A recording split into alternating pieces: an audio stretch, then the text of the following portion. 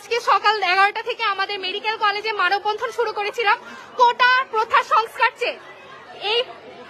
এই মুহূর্তে আমাদের উপর ছাত্রলীগ হামলা করেছে। কলেজের অবস্থা খুবই শোচনীয়। আমাদের কলেজের অভ্যন্তরে এসে ওরা আমাদের স্টুডেন্টদের গায়ে হামলা করেছে।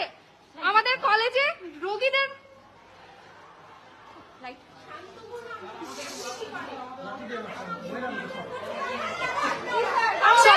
সবাই ছাত্রলীগের সদস্য। আমরা কোটা প্রথা সংস্কার চেয়েছি। কেন আমাদের গায়ে হামলা করা হবে? আমাদের স্টুডেন্টদের উপর কেন হামলা করা হবে?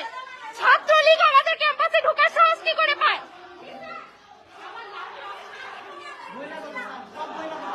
আমরা শান্তিপূর্ণ আন্দোলনে ছিলাম আর আমাদের উপর আক্রমণ করেছে।